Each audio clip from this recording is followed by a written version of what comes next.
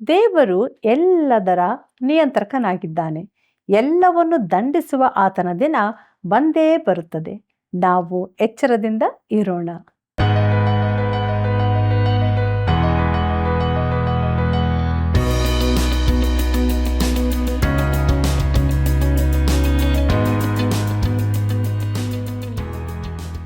ಆತ್ಮೀಯ ಸ್ನೇಹಿತರೆ, ನಿಮ್ಮೆಲ್ಲರಿಗೂ ತುಂಬ ಹೃದಯದ ವಂದನೆಗಳು.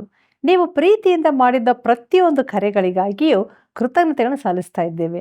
ಯೆರೆಮೀಯನ ಪ್ರವಾದನೆಯ ಅಧ್ಯಯನದಲ್ಲಿ ದೇವರು ನಮಗೆ ತಿಳಿಸುತ್ತಿರುವ ಆತ್ಮಿಕ ಸತ್ಯಗಳಿಗಾಗಿ ಆತನನ್ನು ಕೊಂಡಾಡೋಣ. ಕತ್ತಲಿನ ದಿನದಲ್ಲಿ ಪ್ರಕಾಶಮಾನ ಬೆಳಕು, 2 ಅಂಜೂರದ ಪುಟ್ಟಿ ಹಾಗೂ ದೋಷಾರೋಷ ಮದ್ಯದ ಪಾತ್ರೆ ಎಂಬ ವಿಷಯಗಳನ್ನು ದೇವರ ವಾಕ್ಯ ತಿಳಿಸುವ ಸತ್ಯಗಳನ್ನು ತಿಳಿದುಕೊಂಡು ಆತ್ಮದಲ್ಲಿ ಬಲವನ್ನು ಹೊಂದೋಣ. ನಮ್ಮ ಅಧ್ಯಯನವನ್ನು ಈಗ ಪ್ರಾರಂಭಿಸೋಣ. ಆತ್ಮೀಯ ವೀಕ್ಷಕ ಬಾಂಧವರೇ, ನಿಮಗೆಲ್ಲರಿಗೂ ತುಂಬು ಹೃದಯದ ವಂದನೆಗಳು.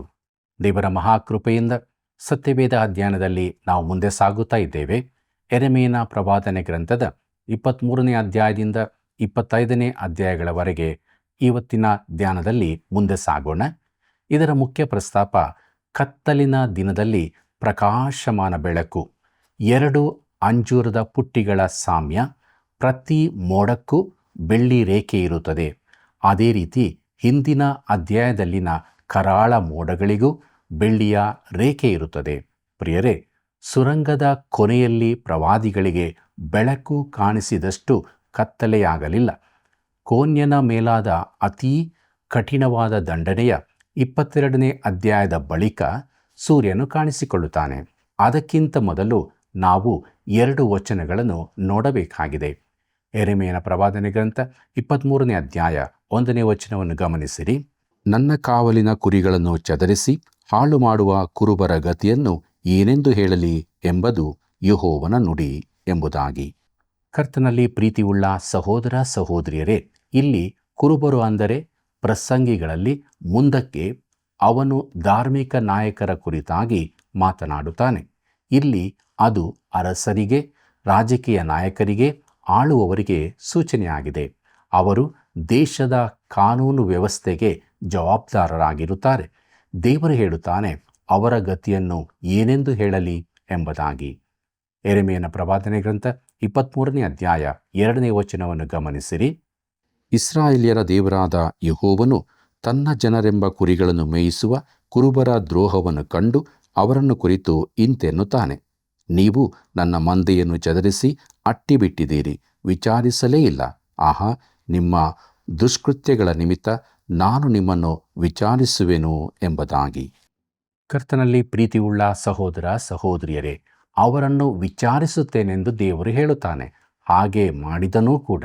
ಈಗ ಸೂರ್ಯನು ಕಾಣಿಸಿಕೊಳ್ಳುತ್ತಾನೆ. ಯೆರೆಮೀಯನ ಪ್ರವಾದನೆ ಗ್ರಂಥ 23ನೇ ಅಧ್ಯಾಯ 3 ಮತ್ತು 4ನೇ ವಚನಗಳನ್ನು ಗಮನಿಸಿರಿ. ನಾನು ನನ್ನ ಮಂದೆಯನ್ನು ಯಾವ ದೇಶಗಳಿಗೆ ಅಟ್ಟಿಬಿಟ್ಟನೋ ಆ ಸಕಲ ದೇಶಗಳಿಂದ ಉಳಿದ ಕುರಿಗಳನ್ನು ಕೂಡಿಸಿ ತಮ್ಮ ತಮ್ಮ ಹಟ್ಟಿಗಳಿಗೆ ತಿರುಗಿ ಬರಮಾಡುವೆನು. ಅವು ದೊಡ್ಡ ಪೀಳಿಗೆಯಾಗಿ ಹೆಚ್ಚುವವು. ನಾನು ಅವುಗಳ ಮೇಲೆ ಕುರುಬರನ್ನು ನೇಮಿಸುವೆನು. ಅವರು ಅವುಗಳನ್ನು ಮೇಯಿಸುವರು. ಅವು ಇನ್ನೂ ಭಯಪಡವು, ಬೆದರವು. ಅವುಗಳಲ್ಲಿ ಒಂದೂ ಕಡಿಮೆಯಾಗದು. ಇದು ಯೆಹೋವನ ನುಡಿ ಎಂಬುದಾಗಿ. ಪ್ರೀತಿಯುಳ್ಳ ದೇವಜನರೇ, ನಾನು ಅಧಿಕಾರ ವಹಿಸಿಕೊಳ್ಳುವ ದಿನ ಬರುತ್ತದೆ.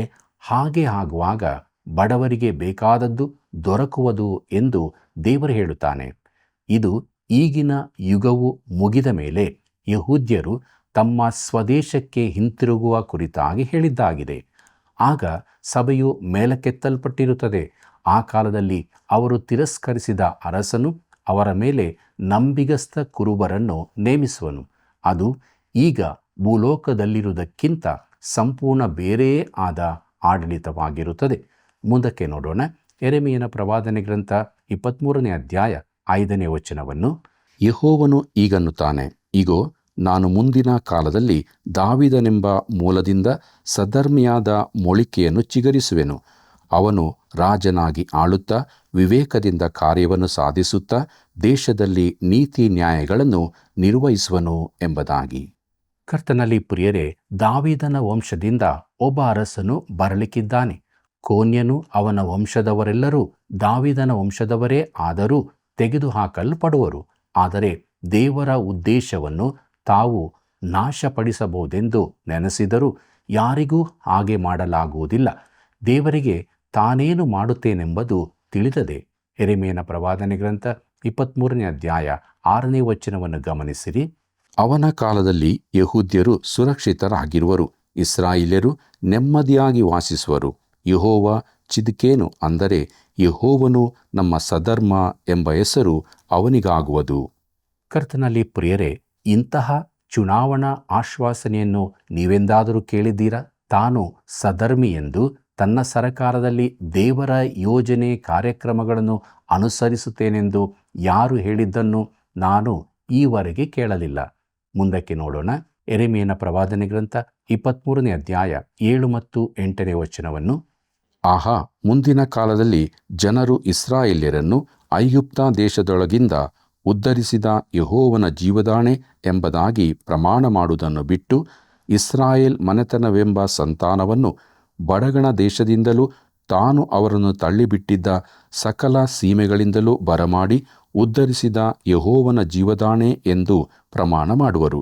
ಅವರು ಸ್ವದೇಶದಲ್ಲಿ ಸುಖವಾಸಿಗಳಾಗುವರು. ಇದು ಯೆಹೋವನ ನುಡಿ ಎಂಬುದಾಗಿ.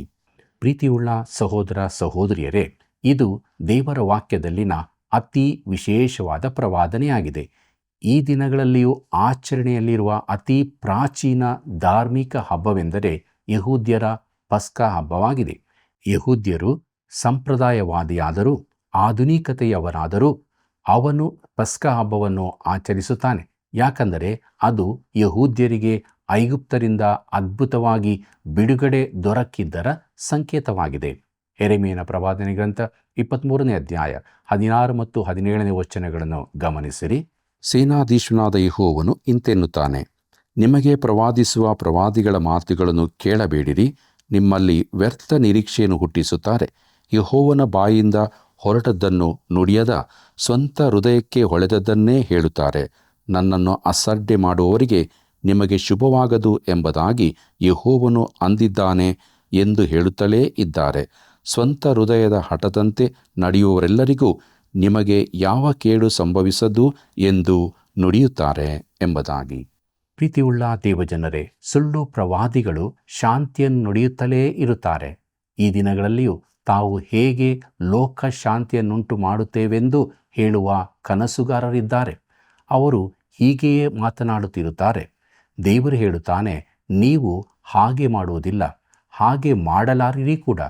ದೇವರು ಯೆಶಾಯನ ಮುಖಾಂತರ ನುಡಿದಿದ್ದಾನೆ, ದುಷ್ಟರಿಗೆ ಸಮಾಧಾನವೇ ಇಲ್ಲ ಎಂಬುದಾಗಿ. ಯೆಶಾಯನ ಪ್ರವಾದನೆ ಗ್ರಂಥ 48ನೇ ಅಧ್ಯಾಯ 22ನೇ ವಚನದಲ್ಲಿ ಇದನ್ನು ನಾವು ನೋಡುತ್ತೇವೆ.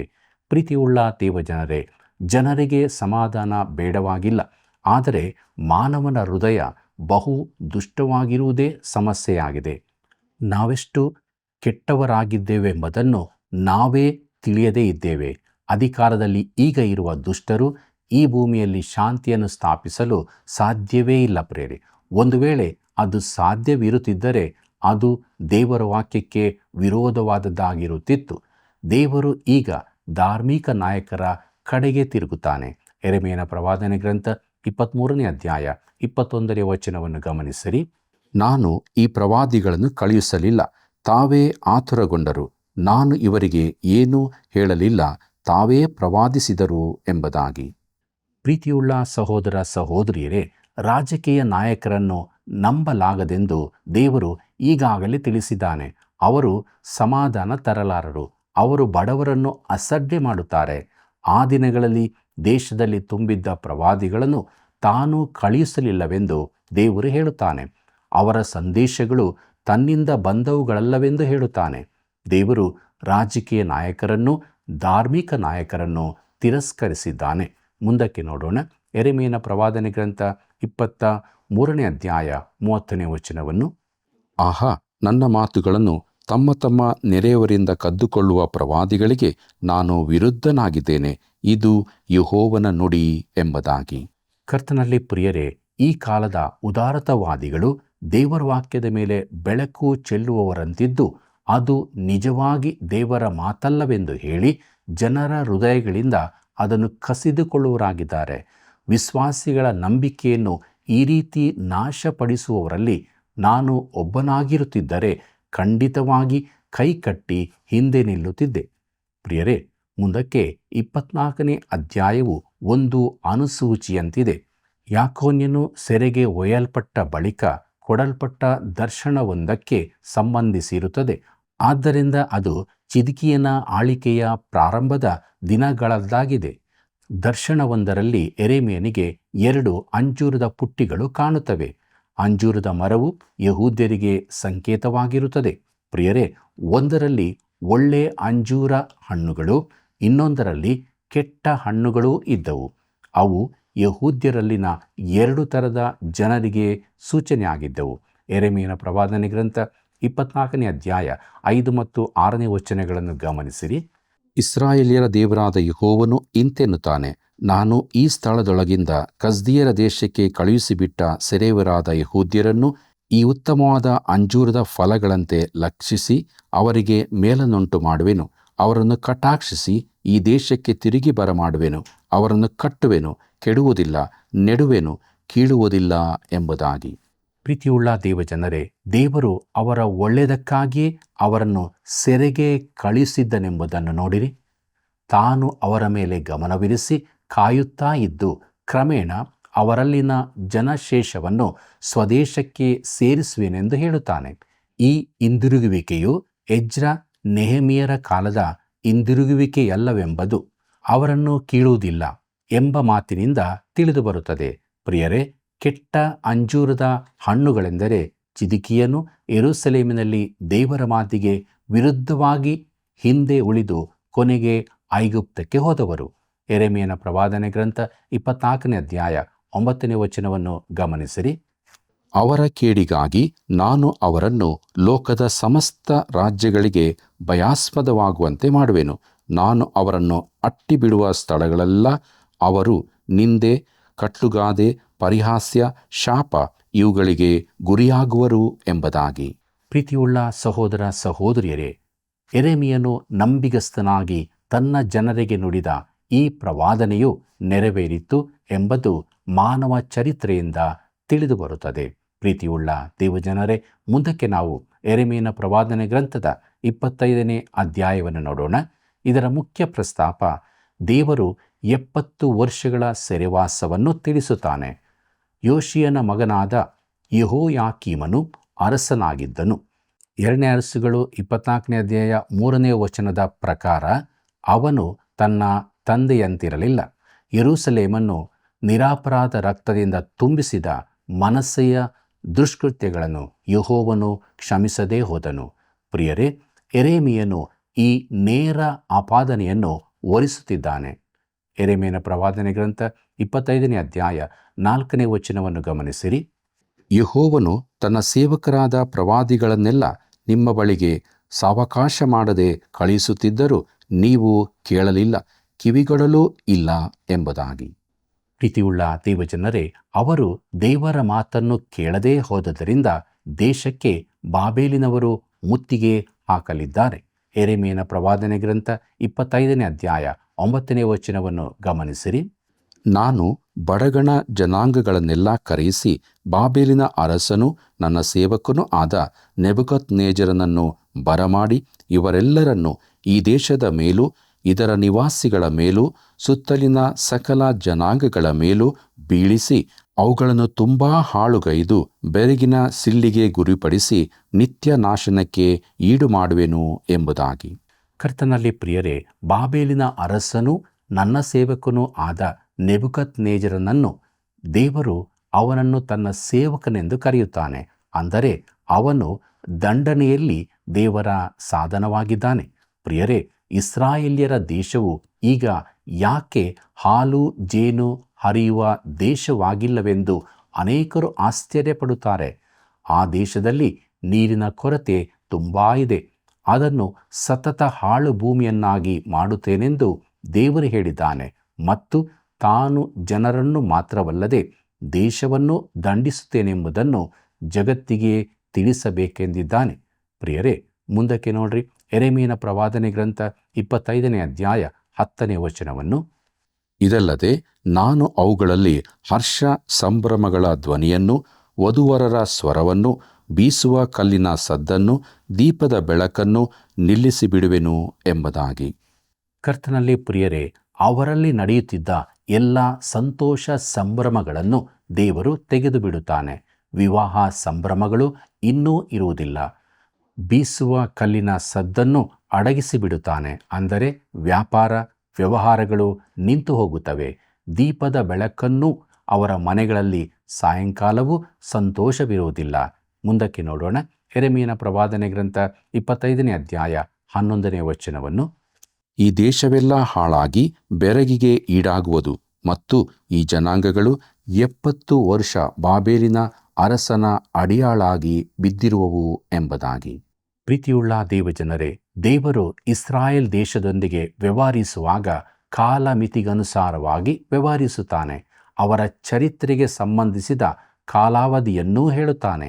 ದೇವರು ಸಭೆಯ ವಿಚಾರದಲ್ಲಿ ಯಾವ ಕಾಲವನ್ನೂ ತಿಳಿಸುವುದಿಲ್ಲ. 70 ವರ್ಷಗಳ ಅವಧಿಯು ಗಮನಾರ್ಹವಾಗಿರುತ್ತದೆ. ಪ್ರಿಯರೇ, ಇಸ್ರಾಯೇಲ್ಯರು ವಾಗ್ದಾತ ದೇಶವನ್ನು ಪ್ರವೇಶಿಸಲಿರುವಾಗ ದೇವರು ಹೇಳಿದ್ದನು, ಪ್ರತಿ 7ನೇ ವರ್ಷವು ಸಬ್ಬತ್ ವರ್ಷವಾಗಿದ್ದು ಆ ವರ್ಷ ಭೂಮಿಯನ್ನು ಹಾಗೆಯೇ ಬಿಡಬೇಕೆಂದು. ಇದನ್ನು ನಾವು ಯಾಜಕಾಂಡ ಪುಸ್ತಕ 25ರಲ್ಲಿ ನೋಡುತ್ತೇವೆ. ಪ್ರಿಯರೇ, ತನ್ನ ಮಾತಿಗೆ ವಿಧೇಯರಾದರೆ ಅವರಿಗೆ ಆಶೀರ್ವಾದ ಉಂಟಾಗುತ್ತದಲ್ಲದೆ ಅವಿಧೇಯರಾದರೆ ದಂಡನೆ ಉಂಟಾಗುವುದೆಂದು ಎಚ್ಚರಿಸಿದ್ದನು. ಅವರು ಆತನಿಗೆ ಅವಿಧೇಯರಾದರೆ ಆತನು ಅವರಿಗೆ ವಿರೋಧವಾಗಿರುವನು. ಪ್ರಿಯರೇ, ದೇವರು ಅವರ ಅವಿಧೇಯತೆಯನ್ನು ಮುಂದಾಗಿ ತಿಳಿಸಿದ್ದನು. ಯೆರೆಮೀಯನ ಮಾತನ್ನು ಕೇಳಿರಿ. ಯೆರೆಮೀಯನ ಪ್ರವಾದನೆ ಗ್ರಂಥ 25ನೇ ಅಧ್ಯಾಯ 12ನೇ ವಚನ. 70 ವರ್ಷಗಳ ತರುವಾಯ ನಾನು ಬಾಬೇಲಿನ ಅರಸನನ್ನು, ಕಸ್ದೀಯರ ದೇಶವನ್ನು, ಆ ಜನಾಂಗದವರನ್ನು ಅವರ ದ್ರೋಹಕ್ಕಾಗಿ ದಂಡಿಸಿ ಆ ದೇಶವನ್ನು ನಿತ್ಯ ನಾಶನಕ್ಕೆ ಗುರಿ ಮಾಡುವೆನು. ಇದು ಯೆಹೋವನ ನುಡಿ ಎಂಬುದಾಗಿ. ಪ್ರೀತಿಯುಳ್ಳ ಸಹೋದರ ಸಹೋದರಿಯರೇ, ಯೆರೆಮೀಯನ ಕಾಲದಲ್ಲಿ ಇದು ಒಂದು ಪ್ರವಾದನೆಯಾಗಿತ್ತು. ಈಗ ಅದು ಚರಿತ್ರೆಯಾಗಿದೆ.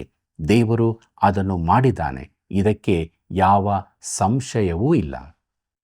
ಪ್ರೀತಿಯುಳ್ಳ ದೇವಜನರೇ, ಮುಂದಕ್ಕೆ ನಾವು ರೋಷ ರೂಪ ಮದ್ಯದ ಪಾತ್ರೆ ಎಂಬ ವಿಚಾರವನ್ನು ನೋಡೋಣ. ಈ ಪ್ರವಾದನೆ ನುಡಿಯಲ್ಪಡುವ ಕಾಲದಲ್ಲಿ ನೆಬೂಕದ್ನೆಚ್ಚರನು ಯೆಹೋಯಾಕೀನನನ್ನು, ಅವನ ಎಲ್ಲ ಅಧಿಪತಿಗಳನ್ನು, ಸರದಾರರನ್ನು, ಸೈನಿಕರನ್ನು ಬಾಬೇಲಿಗೆ ಸಾಗಿಸಿಯಾಗಿತ್ತು. ಚಿದ್ಕೀಯನ ಆಳಿಕೆಯಲ್ಲಿ ಹಿಂದೆ ಉಳಿದವರೆಲ್ಲರೂ ಬಾಬೇಲಿಗೆ ತೆರಿಗೆ ಕೊಡಬೇಕಾಗಿತ್ತು. ಯೋಷೀಯನ ನಂತರದ ರಾಜರೆಲ್ಲ ಕೆಟ್ಟವರಾಗಿದ್ದರು. ಯೆರೆಮೀಯನು ಕೊನೆಯ ದಂಡನೆಯನ್ನು ಹೇಳಿದ್ದನು. ಯೆರೆಮೀಯನ ಪ್ರವಾದನೆ ಗ್ರಂಥ 25ನೇ ಅಧ್ಯಾಯ 15ನೇ ವಚನದಿಂದ 17ನೇ ವಚನದವರೆಗೆ ಗಮನಿಸಿರಿ. ಇಸ್ರಾಯೇಲ್ಯರ ದೇವರಾದ ಯೆಹೋವನು ನನಗೆ ರೋಷರೂಪ ಮದ್ಯದ ಈ ಪಾತ್ರೆಯನ್ನು ನೀನು ನನ್ನ ಕೈಯಿಂದ ತೆಗೆದುಕೊಂಡು ಯಾವ ಜನಾಂಗಗಳ ಬಳಿಗೆ ನಿನ್ನನ್ನು ಕಳಿಸುತ್ತೇನೋ ಆ ಸಕಲ ಜನಾಂಗಗಳು ಇದರಲ್ಲಿ ಕುಡಿಯುವಂತೆ ಮಾಡು. ನಾನು ಅವರಲ್ಲಿಗೆ ಖಡ್ಗವನ್ನು ಕಳಿಸುವೆನು. ಆ ನನ್ನ ರೋಷವನ್ನು ಅವರು ಕುಡಿದು ಓಲಾಡುವರು, ಹುಚ್ಚುಚ್ಚಾಗುವರು ಎಂದು ಅಪ್ಪಣೆ ಕೊಟ್ಟನು. ಆಗ ನಾನು ಯೆಹೋವನ ಕೈಯಿಂದ ಆ ಪಾತ್ರೆಯನ್ನು ತೆಗೆದುಕೊಂಡು ಯೆಹೋವನು ಯಾವ ಜನಾಂಗಗಳ ಬಳಿಗೆ ನನ್ನನ್ನು ಕಳುಹಿಸಿದನೋ ಆ ಸಕಲ ಜನಾಂಗಗಳು ಅದರಲ್ಲಿ ಕುಡಿಯುವಂತೆ ಮಾಡಿದೆನು ಎಂಬುದಾಗಿ.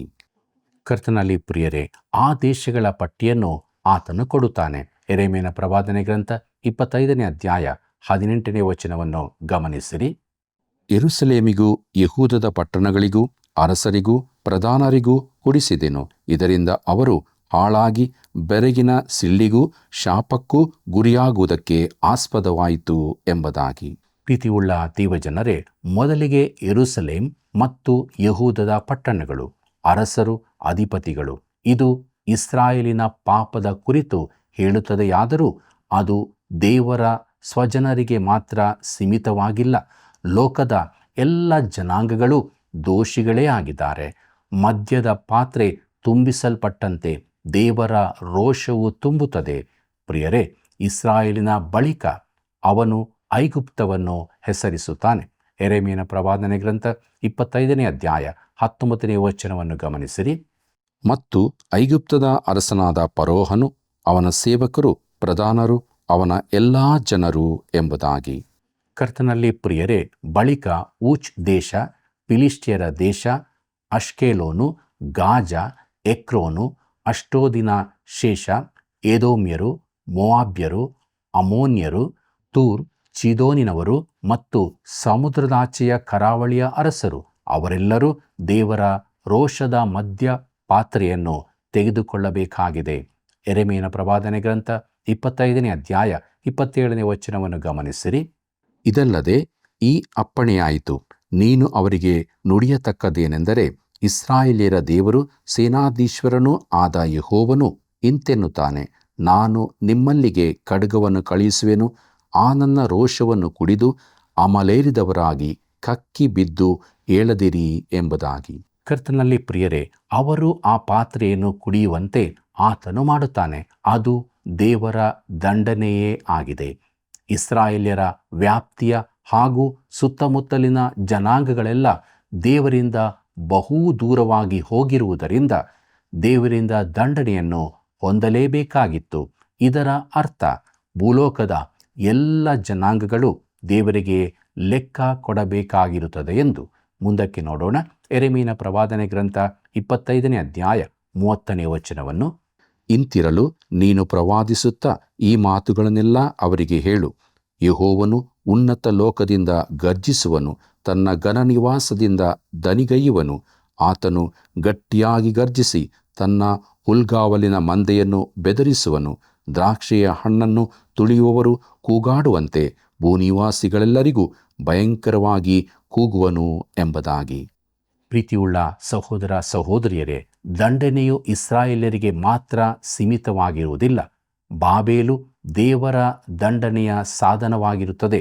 ನಾವು ಚರಿತ್ರೆಯಿಂದ ತಿಳಿಯುವುದೇನೆಂದರೆ, ಆಗಿನ ನಾಗರಿಕ ಜಗತ್ತಿನಲ್ಲಿ ಬಾಬೇಲು ಮೊದಲ ಪ್ರಬಲ ವಿಶ್ವಶಕ್ತಿಯಾಗಿ ಬೆಳೆದು ಎಲ್ಲ ಜನಾಂಗಗಳನ್ನು ಮೀರಿತು ಎಂಬುದಾಗಿ. ಯೆರೆಮೀಯನ ಪ್ರವಾದನೆ ಗ್ರಂಥ 25ನೇ ಅಧ್ಯಾಯ 32ನೇ ವಚನವನ್ನು ಗಮನಿಸಿರಿ. ಸೇನಾಧೀಶ್ವನಾದ ಯೆಹೋವನು ಇಂತೆನ್ನುತ್ತಾನೆ, ಆಹಾ, ಕೇಡು ಜನಾಂಗದಿಂದ ಜನಾಂಗಕ್ಕೆ ಹರಡುವುದು, ದೊಡ್ಡ ಬಿರುಗಾಳಿಯು ಲೋಕದ ಕಟ್ಟಕಡೆಯಿಂದ ಎದ್ದು ಬರುವುದು ಎಂಬುದಾಗಿ. ಪ್ರೀತಿಯುಳ್ಳ ಸಹೋದರ ಸಹೋದರಿಯರೇ, ನೆಬೂಕದ್ನೆಚ್ಚರನು ಬಾಬೇಲಿನ ಅರಸನು.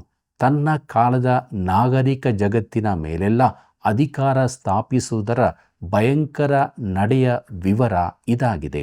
ಅವನು ಮಹಾಶಕ್ತಿಗಳಾದ ತೂರ್, ಚೀದೋನು, ಐಗುಪ್ತಗಳನ್ನು ತನ್ನ ಅಧೀನಕ್ಕೆ ತರುವನು. ಈ ಅಧ್ಯಾಯದ ಕೊನೆಯ ವಚನಗಳು ದೇವರಿಗೆ ಜನಾಂಗಗಳ ಮೇಲೂ ಅವುಗಳ ಕುರುಬರು ಇಲ್ಲವೇ ರಾಜರುಗಳ ಮೇಲೂ ಇರುವ ರೋಷದ ವಿವರವನ್ನು ಕೊಡುತ್ತದೆ. ಪ್ರೀತಿಯುಳ್ಳ ಸಹೋದರ ಸಹೋದರಿಯರೇ, ನೀತಿ ಸ್ವರೂಪನಾದ ದೇವರಿಗೆ ನಮ್ಮ ಮೇಲೂ ವಿರೋಧವಿರುತ್ತದೆ. ನಮ್ಮ ತಪ್ಪುಗಳನ್ನು ಆತನು ಬಲ್ಲನು. ಆದ್ದರಿಂದ ಆತನ ದಂಡನೆಯಿಂದ ತಪ್ಪಿಸಿಕೊಳ್ಳುವುದಕ್ಕಾಗಿ ದೇವರ ಬಳಿಗೆ ಬರೋಣ, ಪ್ರಾರ್ಥನೆ ಮಾಡೋಣ. ಪ್ರೀತಿ ಸ್ವರೂಪನಾದ ದೇವರೇ, ಇದ್ದಂತೆ ನಿನ್ನ ಬಳಿಗೆ ಬಂದಿದ್ದೇವೆ ಸ್ವಾಮಿ. ನಮ್ಮನ್ನು ಕರುಣಿಸು, ನಮ್ಮ ತಪ್ಪು ಅಪರಾಧ ಪಾಪಗಳನ್ನು ಕ್ಷಮಿಸು, ಶುದ್ಧೀಕರಿಸು, ವಾಕ್ಯದಿಂದ ತುಂಬಿಸಿ ನಿನಗಾಗಿ ಜೀವಿಸುವುದಕ್ಕೆ ಸಹಾಯ ಮಾಡು. ನಮ್ಮ ವೀಕ್ಷಕ ಬಾಂಧವರಲ್ಲಿ ಯಾರಾದರೂ ಕಷ್ಟ, ದುಃಖ, ಕಣ್ಣೀರು, ಬೇಸರಗಳಲ್ಲಿರುವುದಾದರೆ ಅವರಿಗೆ ಬಿಡುಗಡೆಯನ್ನು, ಸಮಾಧಾನವನ್ನು, ಆರೋಗ್ಯವನ್ನು, ಕೃಪೆಯನ್ನು ಕೊಟ್ಟು ನಿನ್ನ ರಕ್ಷಣೆಯ ಮಾರ್ಗದಲ್ಲಿ ನಡೆಸು. ಯೇಸುವಿನ ನಾಮದಲ್ಲಿ ಬೇಡಿದ್ದೇವೆ ತಂದೆಯೇ, ಆಮೆನ್. ಪ್ರಿಯರೇ, ದೇವರ ವಾಕ್ಯಗಳ ಅಧ್ಯಯನವು ಎಷ್ಟೊಂದು ಅದ್ಭುತವಾಗಿತ್ತು ಅಲ್ವಾ? ಯೇಸು ಕ್ರಿಸ್ತನ ಜನನದ ಪ್ರವಾದನೆ, ಪರಲೋಕ ರಾಜ್ಯವು ಸಮೀಪಿಸಿತು, ದೇವರ ಕಡೆಗೆ ತಿರುಗಿಕೊಳ್ಳಿರಿ, ಸುವಾರ್ತೆಯ ಸತ್ಯಾಂಶ, ದುಷ್ಟರು ಭೂಲೋಕದಲ್ಲಿ ಶಾಂತಿಯನ್ನು ಸ್ಥಾಪಿಸಲು ಸಾಧ್ಯವೇ ಇಲ್ಲ. ಶಾಂತಿಯ ರಾಜನಾದ ಯೇಸು ಕ್ರಿಸ್ತನಿಂದ ಮಾತ್ರ ನಿಜವಾದ ಸಮಾಧಾನ ಸಿಗುತ್ತದೆ. ಆದುದರಿಂದ ದಿನಾಲೂ ಕ್ರಿಸ್ತನ ಅನ್ಯೋನ್ಯತೆಯಲ್ಲಿ ಸಮಾಧಾನದ ಮಕ್ಕಳಾಗಿ ಜೀವಿಸಿ ದೇವರನ್ನು ಘನಪಡಿಸೋಣ.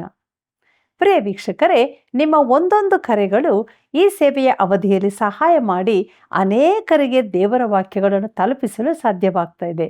ಆದುದರಿಂದ ತಪ್ಪದೇ ಕರೆ ಮಾಡಿರಿ, ಸೇವೆಯನ್ನು ಬೆಂಬಲಿಸಿರಿ. ವಂದನೆಗಳು.